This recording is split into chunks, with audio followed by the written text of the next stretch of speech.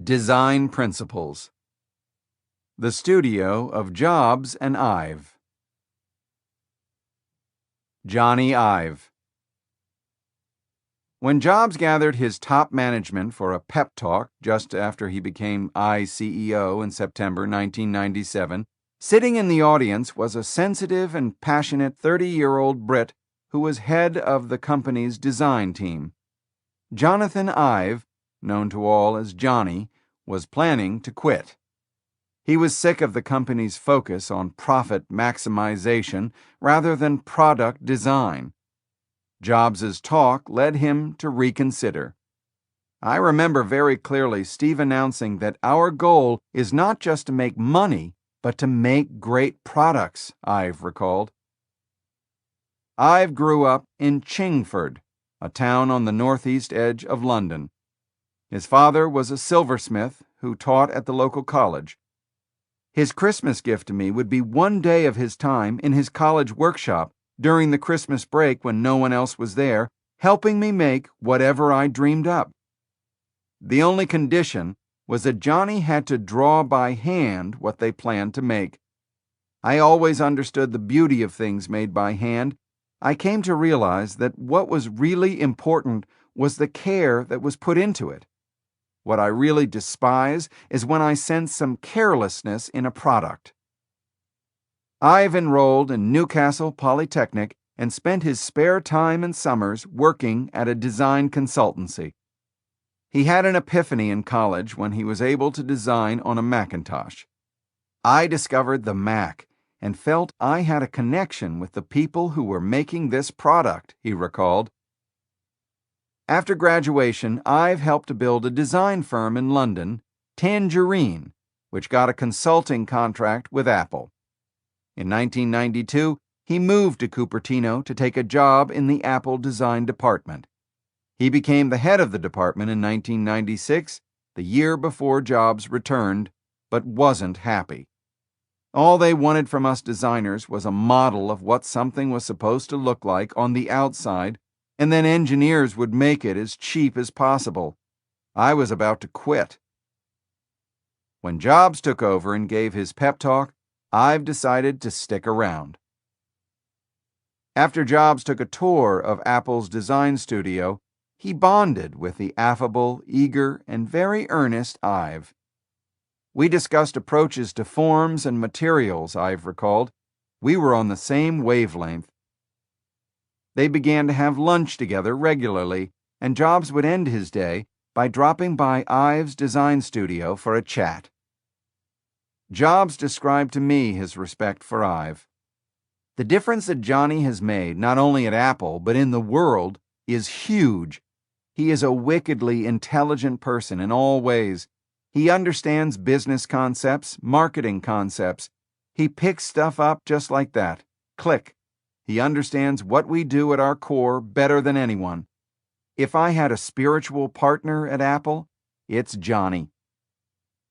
Like most designers, I've enjoyed analyzing the philosophy and the step-by-step thinking that went into a particular design.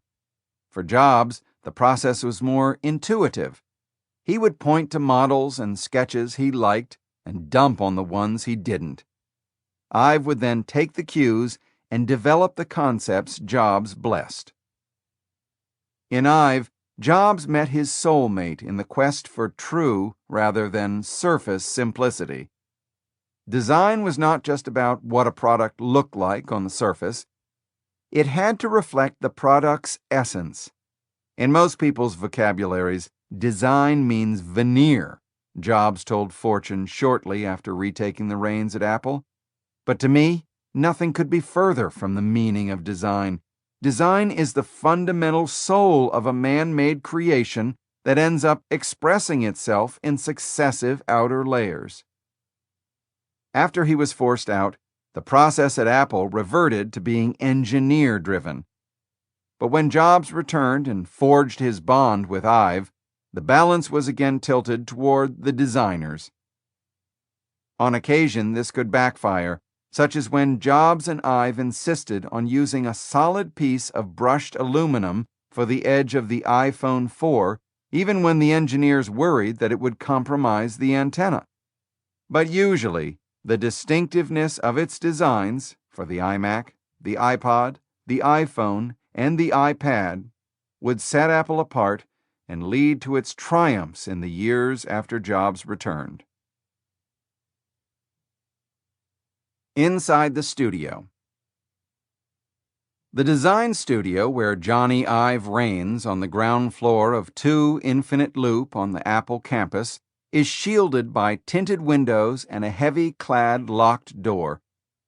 Almost every day when Jobs was healthy and in the office, he would have lunch with Ive and then wander by the studio in the afternoon. Ive described the usual process. If we're working on a new iPhone, for example, he might grab a stool and start playing with different models and feeling them in his hands, remarking on which ones he likes best. Then he will graze by the other tables, just him and me, to see where all the other products are heading. He can get a sense of the sweep of the whole company, the iPhone and iPad, the iMac and laptop, and everything we're considering. Looking at the models on these tables, he can see the future for the next 3 years. There are no formal design reviews, so there are no huge decision points. Instead, we can make the decisions fluid. Since we iterate every day and never have dumbass presentations, we don't run into major disagreements. Ive, who has the sensitive temperament of an artist, at times got upset with Jobs for taking too much credit, a habit that has bothered other colleagues over the years. Ive also has bristled when outsiders portrayed Jobs as the only ideas guy at Apple. That makes us vulnerable as a company, Ive said earnestly, his voice soft. But then he paused to recognize the role Jobs in fact played. In so many other companies, ideas and great design get lost in the process, he said. The ideas that come from me and my team would have been completely irrelevant, nowhere, if Steve hadn't been here to push us, work with us, and drive through all the resistance to turn our ideas into products. The iMac. Hello, again. Back to the future. The first great design triumph to come from the Jobs-Ive collaboration was the iMac, a desktop computer aimed at the home consumer market that was introduced in May 1998. Jobs had certain specifications. It should be an all-in-one product, with keyboard and monitor and computer combined ready to use right out of the box. It should have a distinctive design that made a brand statement. And it should sell for $1,200 or so. Apple had no computer selling for less than $2,000 at the time. Jobs asked Lee Clow and Ken Siegel and others from the TBWA Shy Day ad team to fly up to see what he had in the works. He brought them into the guarded design studio and dramatically unveiled Ive's translucent, teardrop-shaped design, which looked like something from the Jetsons, the animated TV show set in the future. For a moment, they were taken aback. We were pretty shocked, but we couldn't be frank, Siegel recalled. We were really thinking, Jesus, do they know what they are doing? It was so radical. Jobs asked them to suggest names. Siegel came back with 5 options, one of them iMac. Jobs didn't like any of them at first, so Siegel came up with another list a week later, but he said that the agency still preferred iMac. Jobs replied, I don't hate it this week, but I still don't like it. He tried silk screening it on some of the prototypes, and the name grew on him, and thus it became the iMac. Carping was heard from only one familiar corner.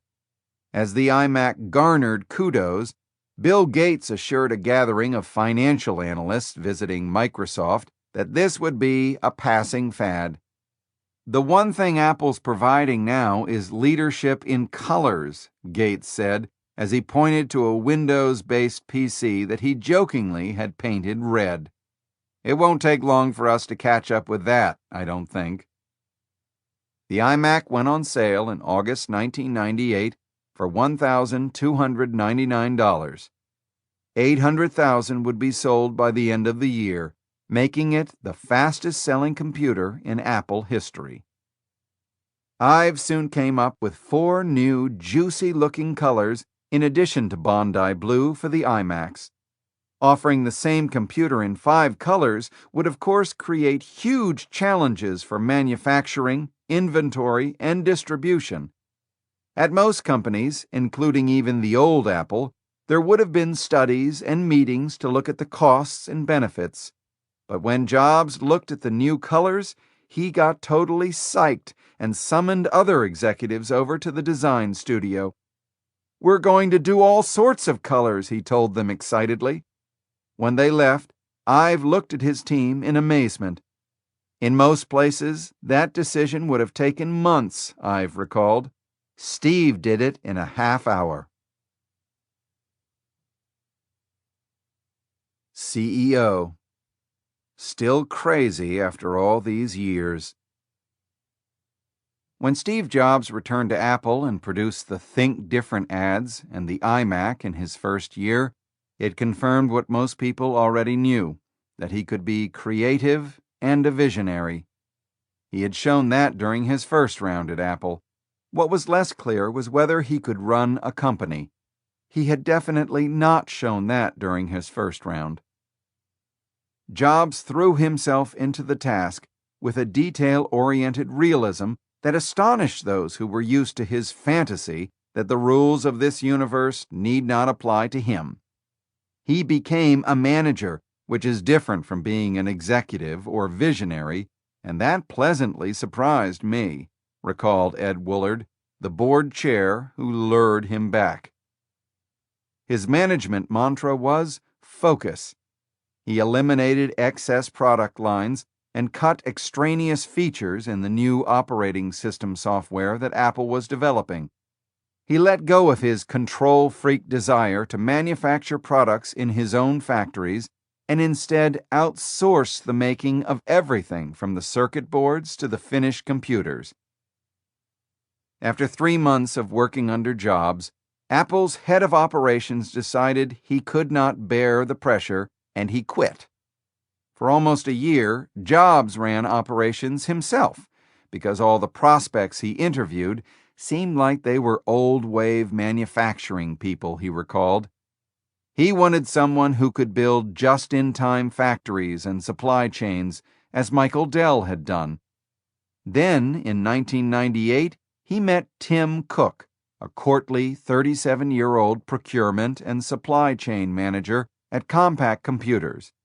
As Jobs recalled, Tim Cook came out of procurement, which is just the right background for what we needed. I realized that he and I saw things exactly the same way. He had the same vision I did, and we could interact at a high strategic level, and I could just forget about a lot of things unless he came and pinged me. At Apple, his role became implementing Jobs' intuition, which he accomplished with a quiet diligence. Never married, he threw himself into his work. In a company that was led by a CEO prone to tantrums and withering blasts, Cook commanded situations with a calm demeanor, a soothing Alabama accent, and silent stares. Though he's capable of mirth, Cook's default facial expression is a frown, and his humor is of the dry variety, Adam Lashinsky wrote in Fortune. In meetings, he's known for long, uncomfortable pauses, when all you hear is the sound of his tearing the wrapper off the energy bars he constantly eats. At a meeting early in his tenure, Cook was told of a problem with one of Apple's Chinese suppliers. "This is really bad," he said. "Someone should be in China driving this." 30 minutes later, he looked at an operations executive sitting at the table and unemotionally asked, "Why are you still here?" The executive stood up, drove directly to the San Francisco airport, and bought a ticket to China. He became one of Cook's top deputies. Cook reduced the number of Apple's key suppliers from 100 to 24, forced them to cut better deals to keep the business, convinced many to locate next to Apple's plants, and closed 10 of the company's 19 warehouses. By reducing the places where inventory could pile up, he reduced inventory. Jobs had cut inventory from 2 months' worth of product down to 1 by early 1998. By September of that year, Cook had gotten it down to 6 days. By the following September, it was down to an amazing 2 days' worth. In addition, he cut the production process for making an Apple computer from 4 months to 2. All of this not only saved money, it also allowed each new computer to have the very latest components available. Despite his autocratic nature, he never worshipped at the altar of consensus. Jobs worked hard to foster a culture of collaboration at Apple. Because he believed that Apple's great advantage was its integration of the whole widget, from design to hardware to software to content, he wanted all departments at the company to work together in parallel. This approach also applied to key hires. He would have candidates meet the top leaders rather than just the managers of the department where they wanted to work. Then we all get together without the person and talk about whether they'll fit in, Jobs said. His goal was to be vigilant against the bozo explosion that leads to a company's being larded with second-rate talent. For most things in life, the range between best and average is 30% or so. The best airplane flight, the best meal, they may be 30% better than your average one. What I saw with Woz was somebody who was 50 times better than the average engineer. He could have meetings in his head. The Mac team was an attempt to build a whole team like that, A players. When I got back to Apple, that's what I decided to try to do. You need to have a collaborative hiring process. When we hire someone, even if they're going to be in marketing, I will have them talk to the design folks and the engineers. Jobs' experiences at Next had matured him, but they had not mellowed him much. He still had no license plate on his Mercedes, and he still parked in the handicapped spaces next to the front door, sometimes straddling 2 slots. It became a running gag. Employees made signs saying, "Park different," and someone painted over the handicap wheelchair symbol with a Mercedes logo. From iCEO to CEO. Ed Woolard, his mentor on the Apple board, pressed Jobs for more than 2 years to drop the interim in front of his CEO title. Not only was Jobs refusing to commit himself, but he was baffling everyone by taking only $1 a year in pay and no stock options. The main reason he clung to his interim designation was a sense of uncertainty about Apple's future. But as 2000 approached, it was clear that Apple had rebounded, and it was because of him. He took a long walk with Laureen and discussed what to most people by now seemed a formality, but to him was still a big deal. If he dropped the interim designation, Apple could be the base for all the things he envisioned, including the possibility of getting Apple into products beyond computers. He decided to do so. Woolard was thrilled, and he suggested that the board was willing to give him a massive stock grant. "Let me be straight with you," Jobs replied. "What I'd rather have is an airplane. We just had a 3rd kid. I don't like flying commercial. I like to take my family to Hawaii. When I go east, I'd like to have pilots I know." So Woolard happily granted Jobs' wish with a Gulfstream 5. At the January 2000 Macworld in San Francisco, Jobs rolled out the new Macintosh operating system, OS X, which used some of the software that Apple had bought from Next 3 years earlier. It was fitting, and not entirely coincidental, that he was willing to incorporate himself back at Apple at the same moment as the next OS was incorporated into Apple's. The fans at Macworld received the news with enthusiasm, of course, but the biggest applause came for the announcement he reserved for his "Oh, and one more thing" coda. He spoke about his duties at both Pixar and Apple and said that he had become comfortable that the situation could work. "So I am pleased to announce today that I'm going to drop the interim title," he said with a big smile. The crowd jumped to its feet, screaming as if the Beatles had reunited. Jobs bit his lip, adjusted his wire rims, and put on a graceful show of humility. "You guys are making me feel funny now. I get to come to work every day and work with the most talented people on the planet at Apple and Pixar. But these jobs are team sports. I accept your thanks on behalf of everybody at Apple." Apple Stores. The customer experience. Jobs hated to cede control of anything, especially when it might affect the customer experience. But he faced a problem. There was one part of the process he didn't control: the experience of buying an Apple product in a store. He didn't want an iMac to sit on a shelf between a Dell and a Compaq while a uniformed clerk recited the specs of each. Unless we could find ways to get our message to customers at the store, we were screwed. In great secrecy, Jobs began in late 1999 to interview executives who might be able to develop a string of Apple retail stores. One of the candidates had a passion for design and the boyish enthusiasm of a natural-born retailer: Ron Johnson, the vice president for merchandising at Target, who was responsible for launching distinctive-looking products. Wood, stone, steel, glass.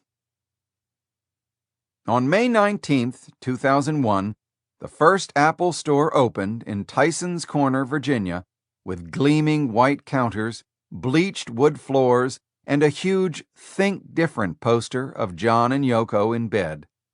The skeptics were wrong. Gateway stores had been averaging 250 visitors a week. By 2004, Apple stores were averaging 5,400 per week. That year, the stores had $1.2 billion in revenue, setting a record in the retail industry for reaching the billion-dollar milestone. As the stores flourished, Jobs stayed involved in every aspect. A notable feature of the stores was the Genius Bar. Johnson came up with the idea on a 2-day retreat with his team. He had asked them all to describe the best service they'd ever enjoyed. Almost everyone mentioned some nice experience at a Four Seasons or Ritz-Carlton hotel. So Johnson sent his first 5 store managers through the Ritz-Carlton training program and came up with the idea of replicating something between a concierge desk and a bar. "What if we staffed the bar with the smartest Mac people?" he said to Jobs. "We could call it the Genius Bar." Jobs called the idea crazy. He even objected to the name. "You can't call them geniuses," he said. "They're geeks. They don't have the people skills to deliver on something called the Genius Bar." Johnson thought he had lost, but the next day he ran into Apple's general counsel, who said, "By the way, Steve just told me to trademark the name Genius Bar." Many of Jobs' passions came together for Manhattan's Fifth Avenue store, which opened in 2006. A cube, a signature staircase, glass, and making a maximum statement through minimalism. "It was really Steve's store," said Johnson.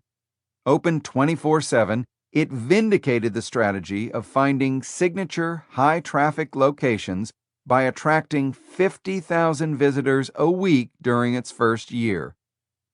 "This store grosses more per square foot than any store in the world," Jobs proudly noted in 2010. In July 2011, a decade after the first ones opened, there were 326 Apple stores. They directly accounted for only 15% of Apple's revenue, but by creating buzz and brand awareness, they indirectly helped boost everything the company did. The Digital Hub. From iTunes to the iPod. Once a year, Jobs took his most valuable employees on a retreat, which he called the Top 100. They were picked based on a simple guideline: the people you would bring if you could take only 100 people with you on a lifeboat to your next company. At the end of each retreat, Jobs would stand in front of a whiteboard. He loved whiteboards because they gave him complete control of a situation and they engendered focus, and ask, "What are the 10 things we should be doing next?" People would fight to get their suggestions on the list. Jobs would write them down and then cross off the ones he decreed dumb. After much jockeying, the group would come up with a list of 10. Then Jobs would slash the bottom 7 and announce, "We can only do 3. By 2001, Apple had revived its personal computer offerings. It was now time to think different. At the time, a pall had descended on the digital realm. The dot-com bubble had burst, and the NASDAQ had fallen more than 50% from its peak. For the 25 years since Jobs and Wozniak had founded Apple, the personal computer had been the centerpiece of the digital revolution. Now experts were predicting that its central role was ending. It was at that moment that Jobs launched a new grand strategy that would transform Apple and with it the entire technology industry. The personal computer, instead of edging toward the sidelines, would become a digital hub that coordinated a variety of devices, from music players to video recorders to cameras. Apple would no longer be just a computer company. Indeed, it would drop that word from its name, but the Macintosh would be reinvigorated by becoming the hub for an astounding array of new gadgets, including the iPod and iPhone and iPad. When he was turning 30, Jobs had used a metaphor about record albums. He was musing about why folks over 30 develop rigid thought patterns and tend to be less innovative. People get stuck in those patterns, just like grooves in a record, and they never get out of them, he said. Of course, there are some people who are innately curious, forever little kids in their awe of life, but they're rare. At age 45, Jobs was now about to get out of his groove. Starting in 1999, Apple began to produce application software for the Mac, with a focus on people at the intersection of art and technology. These included Final Cut Pro for editing digital video, iMovie, which was a simpler consumer version, iDVD for burning video or music onto a disc, iPhoto to compete with Adobe Photoshop, GarageBand for creating and mixing music, iTunes for managing your songs, and the iTunes Store for buying songs. Jobs had another insight. If the computer served as the hub, it would allow the portable devices to become simpler. And one more thing. What Jobs also saw was that this worked best when everything, the device, computer, software, applications, FireWire, was all tightly integrated. "I became even more of a believer in providing end-to-end solutions," he recalled. iTunes. It didn't take Jobs long to realize that music was going to be huge. By 2000, people were ripping music onto their computers from CDs or downloading it from file-sharing services such as Napster and burning playlists onto their own blank discs. That year, the number of blank CDs sold in the United States was 320 million. there were only about 281 million people in the country. That meant some people were really into burning CDs, and Apple wasn't catering to them. "I felt like a dope," he told Fortune. "I thought we had missed it. We had to work hard to catch up." Jobs added a CD burner to the iMac, but that wasn't enough. His goal was to make it simple to transfer music from a CD, manage it on your computer, and then burn playlists. Instead of an interface that made you specify whether you were searching for an artist, song, or album, Jobs insisted on a simple box where you could type in anything you wanted. From iMovie, the team adopted the sleek, brushed metal look and also a name. They dubbed it iTunes. Jobs unveiled iTunes at the January 2001 Macworld as part of the Digital Hub strategy. It would be free to all Mac users, he announced. "Join the music revolution with iTunes and make your music devices 10 times more valuable," he concluded to great applause. As his advertising slogan would later put it, "Rip, mix, burn." The iPod. The next step for the Digital Hub strategy was to make a portable music player. Jobs realized that Apple had the opportunity to design such a device in tandem with the iTunes software, allowing it to be simpler. Complex tasks could be handled on the computer, easy ones on the device. Thus was born the iPod, the device that would begin the transformation of Apple from being a computer maker into being the world's most valuable company. Jobs began pushing for a portable music player in the fall of 2000, but John Rubinstein, who was in charge of Apple hardware, responded that the necessary components were not available yet. He asked Jobs to wait. After a few months, Rubinstein was able to score a suitable small LCD screen and rechargeable lithium polymer battery. The tougher challenge was finding a disk drive that was small enough but had ample memory to make a great music player. Then, in February 2001, he took one of his regular trips to Japan to visit Apple's suppliers. At the end of a routine meeting with Toshiba, the engineers mentioned a new product they had in the lab that would be ready by that June. It was a tiny 1.8-inch drive, the size of a silver dollar, that would hold 5 gigabytes of storage, about 1,000 songs, and they were not sure what to do with it. When the Toshiba engineers showed it to Rubinstein, he knew immediately what it could be used for.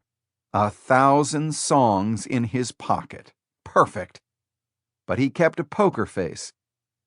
Jobs was also in Japan, giving the keynote speech at the Tokyo Macworld Conference. They met that night at the Hotel Okura, where Jobs was staying.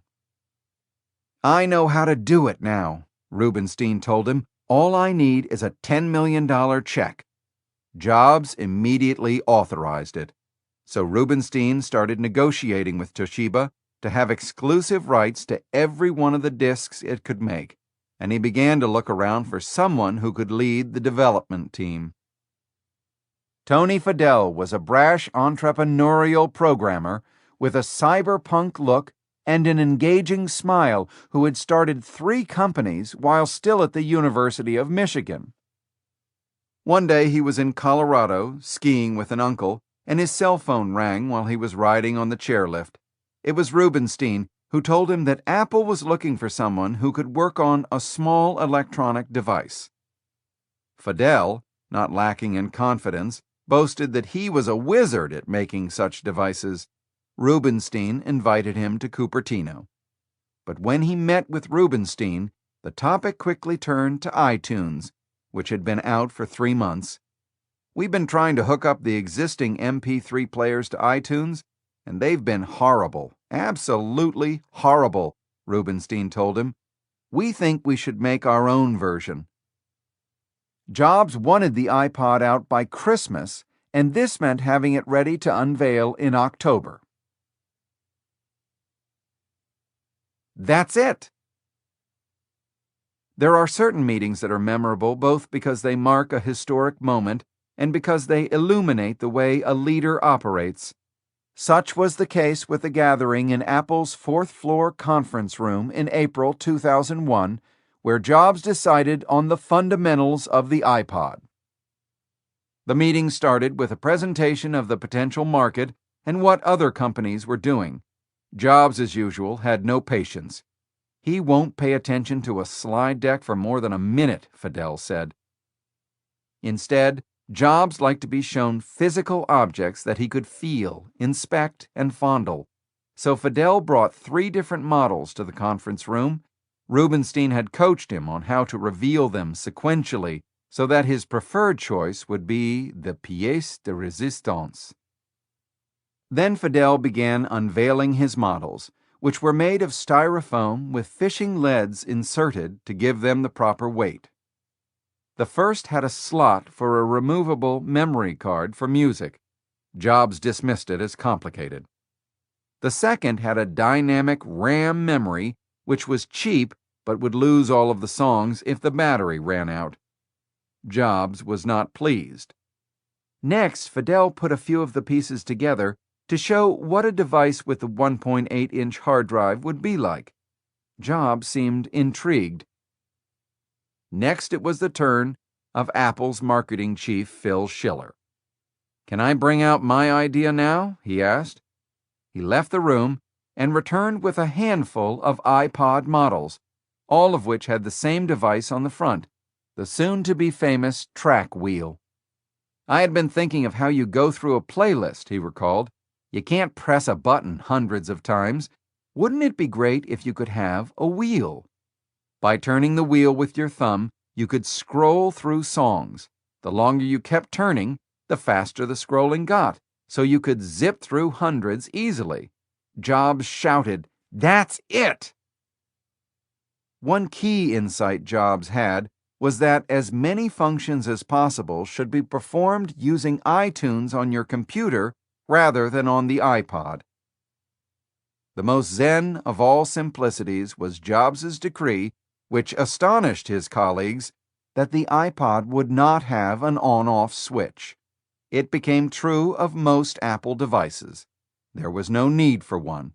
Apple's devices would go dormant if they were not being used, and they would wake up when you touched any key. But there was no need for a switch that would go, "Click, you're off. Goodbye." Suddenly everything had fallen into place. A drive that would hold 1,000 songs, an interface and scroll wheel that would let you navigate 1,000 songs, a FireWire connection that could sync 1,000 songs in under 10 minutes, and a battery that would last through 1,000 songs. One of the copywriters suggested they call it a pod. Jobs was the one who, borrowing from the iMac and iTunes names, modified that to iPod. The whiteness of the whale. Johnny Ive had been playing with the foam model of the iPod and trying to conceive what the finished product should look like when an idea occurred to him on a morning drive from his San Francisco home to Cupertino. "Its face should be pure white," he told his colleague in the car, "and it should connect seamlessly to a polished stainless steel back." "Most small consumer products have this disposable feel to them," said Ive. "There is no cultural gravity to them. The thing I'm proudest of about the iPod is that there is something about it that makes it feel significant, not disposable." The white would be not just white, but pure white. Not only the device, but the headphones and the wires and even the power block, he recalled. Pure white. Others kept arguing that the headphones, of course, should be black like all headphones. But Steve got it immediately and embraced white, said Ive. There would be a purity to it. The sinuous flow of the white earbud wires helped make the iPod an icon. Jobs realized that there was yet another advantage to the fact that Apple had an integrated system of computer, software, and device. "I had this crazy idea," that we could sell just as many Macs by advertising the iPod. In addition, the iPod would position Apple as evoking innovation and youth. So I moved $75 million of advertising money to the iPod, even though the category didn't justify 1/100th of that. That meant that we completely dominated the market for music players. We outspent everybody by a factor of about 100. Jobs unveiled the iPod on October 23, 2001, at one of his signature product launch events. Hint, it's not a Mac, the invitation teased. When it came time to reveal the product, after he described its technical capabilities, Jobs did not do his usual trick of walking over to a table and pulling off a velvet cloth.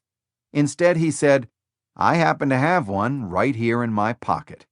He reached into his jeans and pulled out the gleaming white device. This amazing little device holds 1,000 songs, and it goes right in my pocket. He slipped it back in and ambled off stage to applause. Initially, there was some skepticism among tech geeks, especially about the $399 price. However, consumers soon made it a hit. When you took an iPod out of the box, it was so beautiful that it seemed to glow, and it made all other music players look like they had been designed and manufactured in Uzbekistan. Not since the original Mac had a clarity of product vision so propelled a company into the future. If anybody was ever wondering why Apple is on the earth, I would hold up this as a good example, Jobs told Newsweek's Steve Levy at the time. The day that Levy got his press preview of the iPod, he happened to be meeting Bill Gates at a dinner, and he showed it to him. "Have you seen this yet?" Levy asked. Levy noted, Gates went into a zone that recalls those science fiction films where a space alien, confronted with a novel object, creates some sort of forced tunnel between him and the object, allowing him to suck directly into his brain all possible information about it. Gates played with the scroll wheel and pushed every button combination while his eyes stared fixedly at the screen. "It looks like a great product," he finally said. Then he paused and looked puzzled. "It's only for Macintosh?" he asked. The iTunes Store.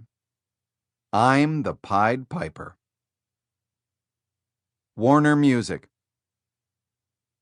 At the beginning of 2002, Apple faced a challenge.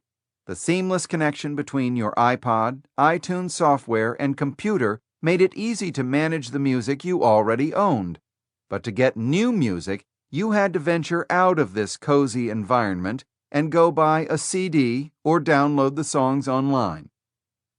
The executives at the music companies were desperately scrambling, with the elegance of second graders playing soccer, to agree on a common standard for copy-protecting digital music.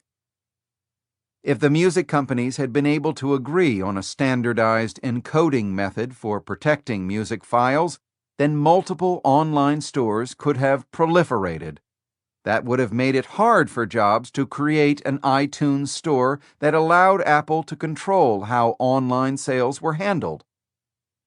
Instead, Sony joined with Universal to create a subscription service called Press Play. Meanwhile, AOL Time Warner, Bertelsmann, and EMI teamed up with real networks to create MusicNet. Neither would license its songs to the rival service, so each offered only about half the music available. At this point, Jobs could have decided simply to indulge piracy. Free music meant more valuable iPods.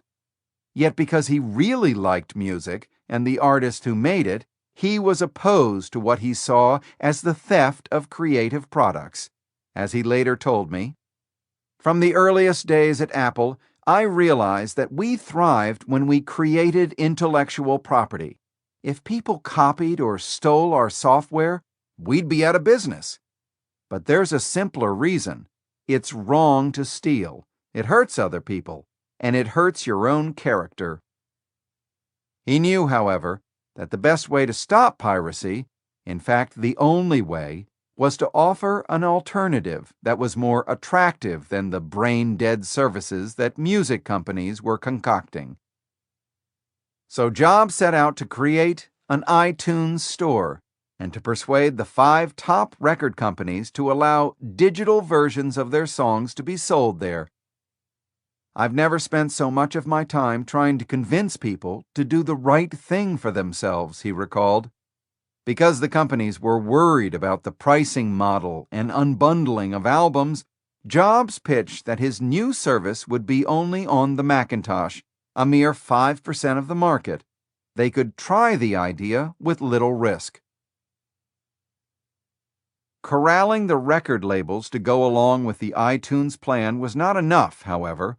Many of their artists had carve-outs in their contracts that allowed them personally to control the digital distribution of their music or prevent their songs from being unbundled from their albums and sold singly. So Jobs set about cajoling various top musicians, which he found fun but also a lot harder than he expected. Before the launch of iTunes, Jobs met with almost 24 major artists, including Bono, Mick Jagger, and Sheryl Crow. Perhaps the oddest meeting was when Dr. Dre came to visit Jobs at Apple headquarters. Jobs loved the Beatles and Dylan, but he admitted that the appeal of rap eluded him. Now Jobs needed Eminem and other rappers to agree to be sold in the iTunes store, so he huddled with Dr. Dre, who was Eminem's mentor. After Jobs showed him the seamless way the iTunes store would work with the iPod, Dr. Dre proclaimed, "Man, somebody finally got it right." Jobs unveiled the iTunes Store on April 28, 2003, at San Francisco's Moscone Center. The iTunes Store would start with 200,000 tracks, and it would grow each day. Eddie Q, who was in charge of the store, predicted that Apple would sell 1 million songs in 6 months. Instead, the iTunes Store sold 1 million songs in 6 days. This will go down in history as a turning point for the music industry, Jobs declared. Microsoft. We were smoked. That was the blunt email sent to 4 colleagues by Jim Allchin, the Microsoft executive in charge of Windows development, at 5 p.m. the day he saw the iTunes Store. It had only one other line: how did they get the music companies to go along? Later that evening, a reply came from David Cole, who was running Microsoft's online business group. When Apple brings this to Windows, I assume they won't make the mistake of not bringing it to Windows. We will really be smoked. Bill Gates himself weighed in at 10:46 that night. His subject line, "Apple's Jobs again," indicated his frustration. Steve Jobs' ability to focus in on a few things that count, get people who get user interface right, and market things as revolutionary are amazing things, he said. He too expressed surprise that Jobs had been able to convince the music companies to go along with his store. This is very strange to me. The music companies' own operations offer a service that is truly unfriendly to the user. Somehow they decide to give Apple the ability to do something pretty good.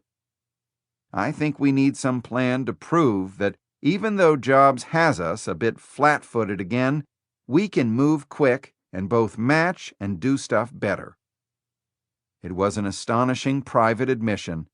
Microsoft had again been caught flat-footed, and it would again try to catch up by copying Apple. But Microsoft could never make it happen, even after Jobs showed the way. Instead, Apple continued to smoke Microsoft in the way that Cole had predicted. It ported the iTunes software and store to Windows. Jobs announced the launch of iTunes for Windows in October 2003. "Here's a feature that people thought we'd never add until this happened," he said, waving his hand at the giant screen behind him. "Hell froze over," proclaimed the slide.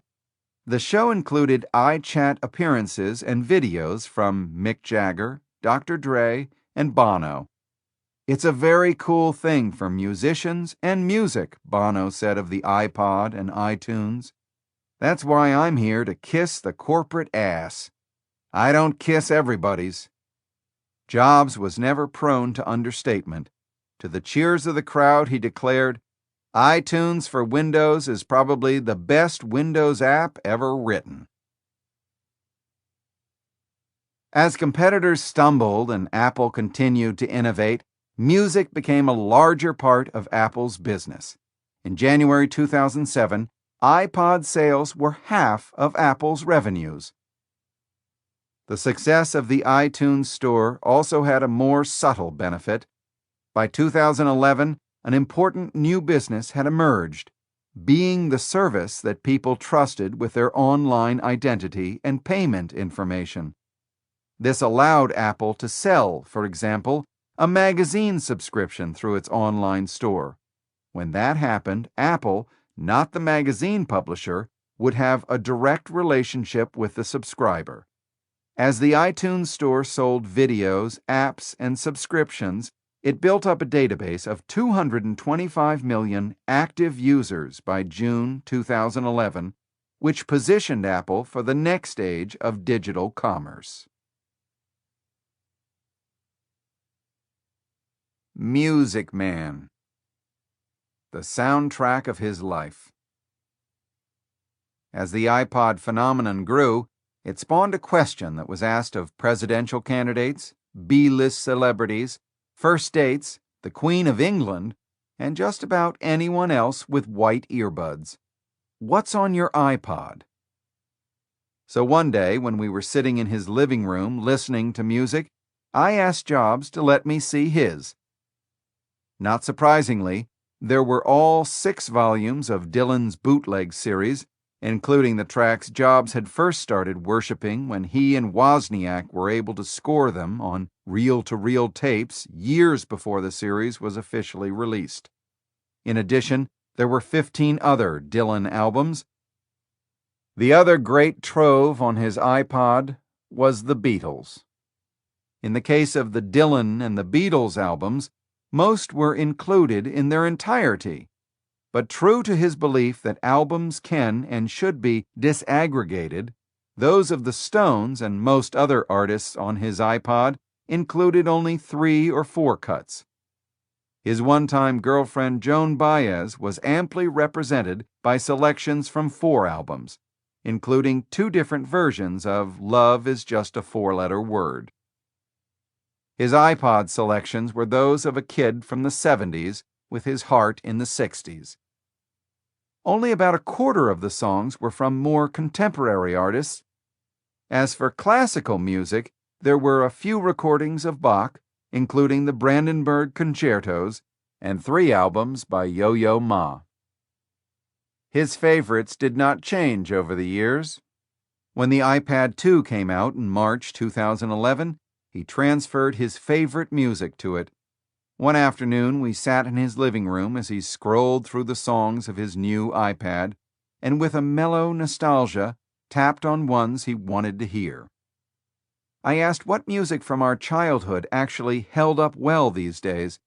He scrolled down the list on his iPad and called up the Grateful Dead's 1969 song, Uncle John's Band. He nodded along with the lyrics, "When life looks like Easy Street, there is danger at your door."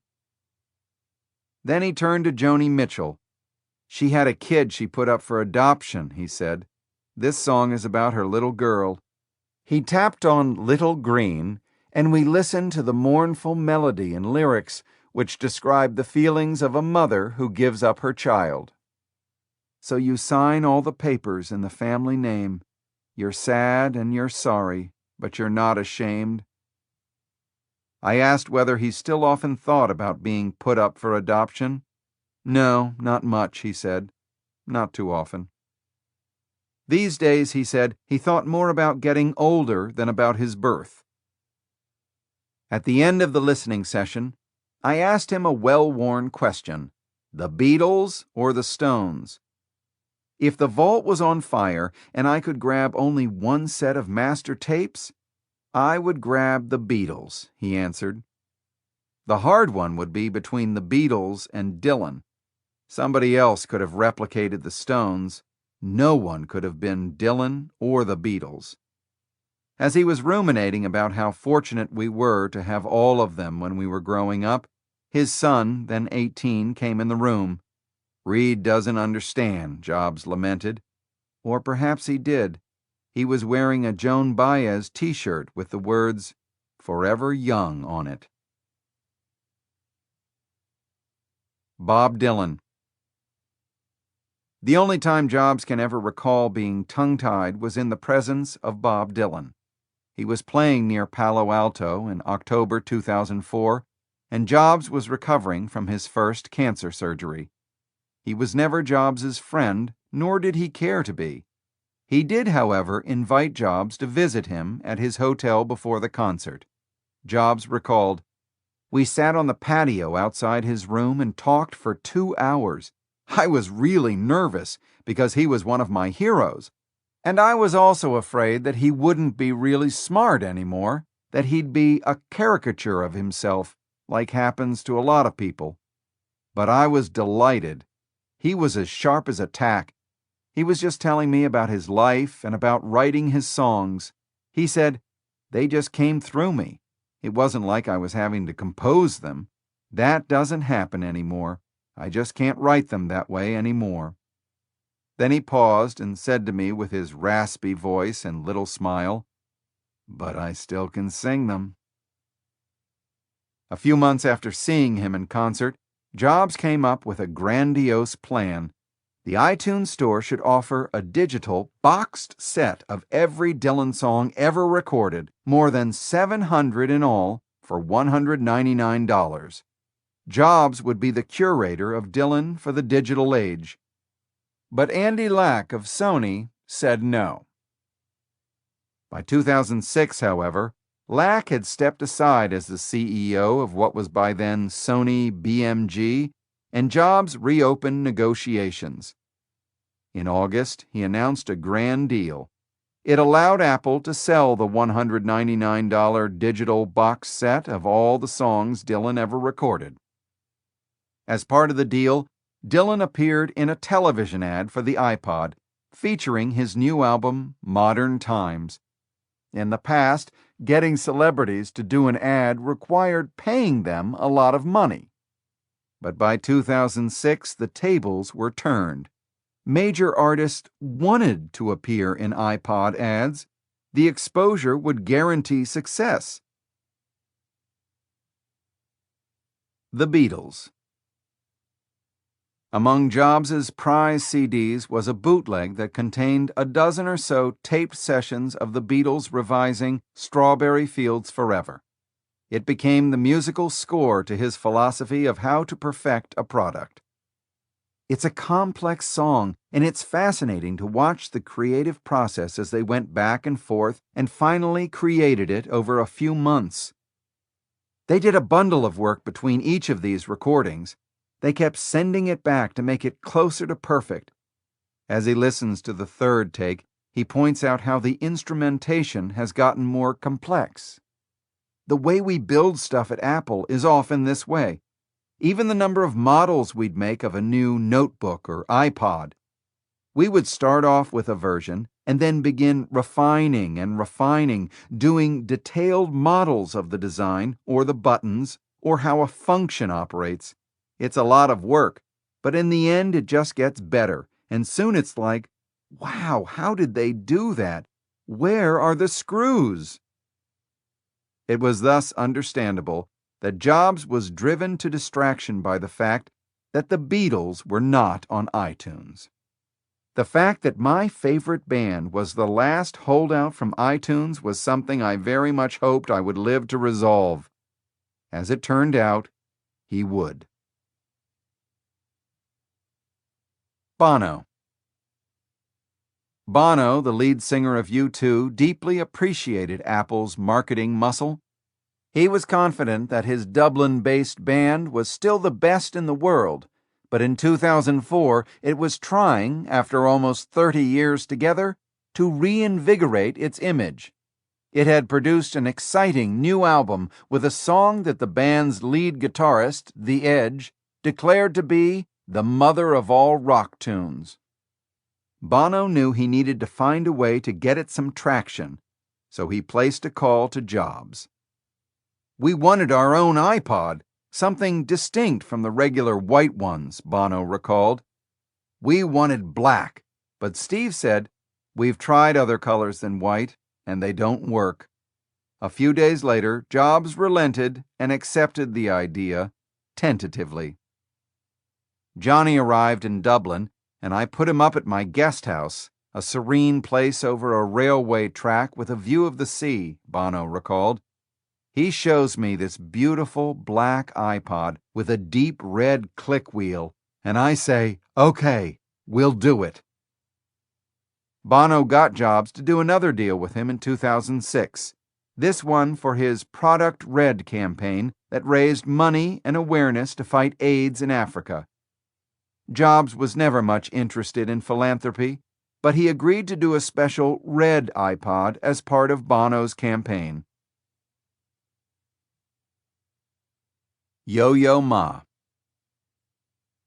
There was one classical musician Jobs revered both as a person and as a performer, Yo-Yo Ma, the versatile virtuoso who is as sweet and profound as the tones he creates on his cello. They had met in 1981 when Jobs was at the Aspen Design Conference and Ma was at the Aspen Music Festival. Jobs tended to be deeply moved by artists who displayed purity, and he became a fan. He invited Ma to play at his wedding, but he was out of the country on tour. He came by the Jobs house a few years later, sat in the living room, pulled out his 1733 Stradivarius cello, and played Bach. "This is what I would have played for your wedding," he told them. Jobs teared up and told him, "You playing is the best argument I've ever heard for the existence of God, because I don't really believe a human alone can do this." On a subsequent visit, Ma allowed Jobs's daughter, Erin, to hold the cello while they sat around the kitchen. By that time, Jobs had been struck by cancer, and he made Ma promise to play at his funeral. Pixar's friends and foes. The open sniping between Jobs and Eisner began in the summer of 2002. Jobs had always admired the creative spirit of the great Walt Disney, especially because he had nurtured a company to last for generations. He viewed Walt's nephew, Roy, as an embodiment of this historic legacy and spirit. Roy was still on the Disney board, despite his own growing estrangement from Eisner, and Jobs let him know that he would not renew the Pixar-Disney deal as long as Eisner was still the CEO. Eisner, however, held one powerful trump card. Even if Pixar didn't renew, Disney had the right to make sequels of Toy Story and the other movies that Pixar had made, and it owned all the characters, from Woody to Nemo, just as it owned Mickey Mouse and Donald Duck. Eisner was already planning, or threatening, to have Disney's own animation studio do a Toy Story 3, which Pixar had declined to do. When you see what that company did putting out Cinderella 2, you shudder at what would have happened, Jobs said. Eisner was able to force Roy Disney off the board in November 2003, but that didn't end the turmoil. Disney released a scathing open letter. "The company has lost its focus, its creative energy, and its heritage," he wrote. By this point, Jobs had decided that he no longer wanted to work with Eisner, so in January 2004, he publicly announced that he was cutting off negotiations with Disney. When Jobs called to give him a heads up, Roy Disney replied, "When the Wicked Witch is dead, we'll be together again." John Lasseter was aghast at the prospect of breaking up with Disney. "I was worried about my children, what they would do with the characters we'd created," he recalled. "It was like a dagger to my heart." When he told his top staff in the Pixar conference room, he started crying, and he did so again when he addressed the 800 or so Pixar employees gathered in the studio's atrium. "It's like you have these dear children, and you have to give them up to be adopted by convicted child molesters." Jobs came to the atrium stage next and tried to calm things down. He explained why it might be necessary to break with Disney, and he assured them that Pixar as an institution had to keep looking forward to be successful. "Steve did some grandstanding by announcing that he was ending talks with us," Iger later recalled. "We went into crisis mode, and I developed some talking points to settle things down." The impasse was ended on a Saturday night in March 2005 when Bob Iger, Disney's chief operating officer, got a phone call from former Senator George Mitchell and other Disney board members. They told him that starting in a few months, he would replace Eisner as Disney's CEO. When Iger got up the next morning, he called Steve Jobs and John Lasseter. He said very simply and clearly that he valued Pixar and wanted to make a deal. Jobs was thrilled. "It signaled my way of operating, which was make love, not war," Iger recalled. "We had been at war with Roy Disney, Comcast, Apple, and Pixar. I wanted to fix all that, Pixar most of all." Iger had just come back from opening the new Disneyland in Hong Kong, with Eisner at his side in his last big act as CEO. The ceremonies included the usual Disney parade down Main Street. Iger realized that the only characters in the parade that had been created in the past decade were Pixar's. A light bulb went off, he recalled. After 10 years of The Lion King, Beauty and the Beast, and Aladdin, there were then 10 years of nothing. Iger went back to Burbank and had some financial analysis done. He discovered that they had actually lost money on animation in the past decade and had produced little that helped ancillary products.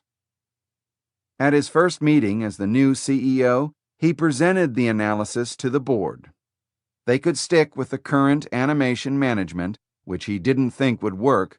They could get rid of management and find someone else, but he said he didn't know who that would be, or they could buy Pixar.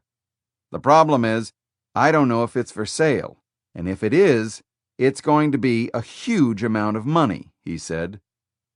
The board authorized him to explore a deal.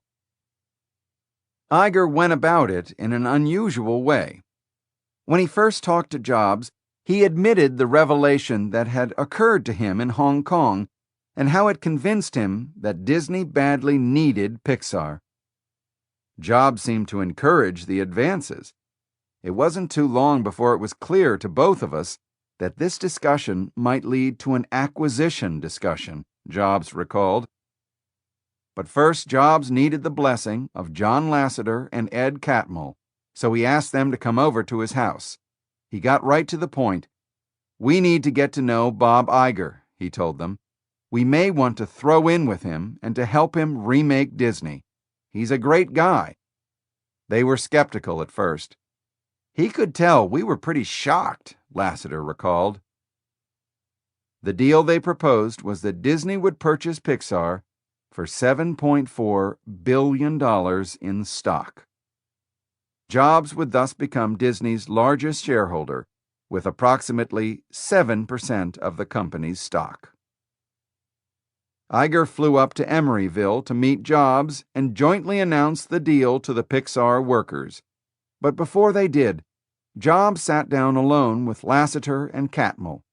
"If either of you have doubts," he said, "I will just tell them no thanks and blow off this deal." He wasn't totally sincere. It would have been almost impossible to do so at that point, but it was a welcome gesture. "I'm good. said Lassiter. Let's do it, Catmull agreed. They all hugged, and Jobs wept.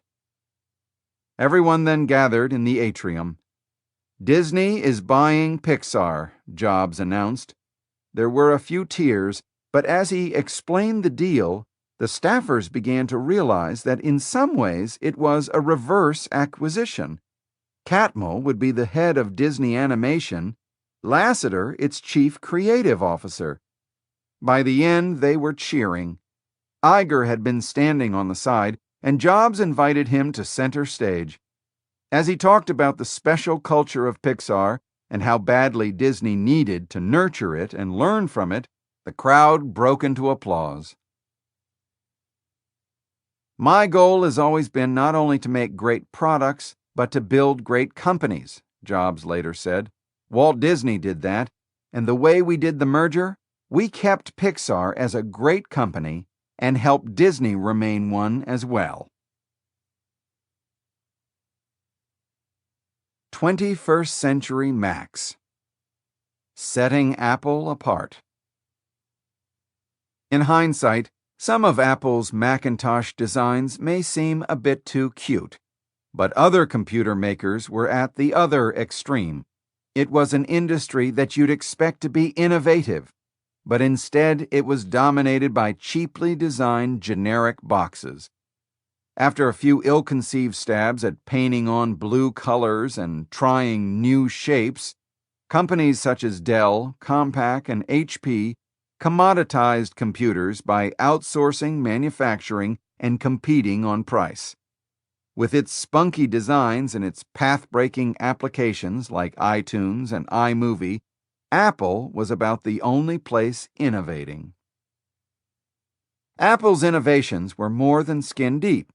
Since 1994, it had been using a microprocessor called the PowerPC that was made by a partnership of IBM and Motorola. For a few years, it was faster than Intel's chips, an advantage that Apple touted in humorous commercials. By the time of Jobs' return, however, Motorola had fallen behind in producing new versions of the chip. Jobs secretly began planning to move Apple off the Motorola IBM PowerPC chip and to adopt instead Intel's.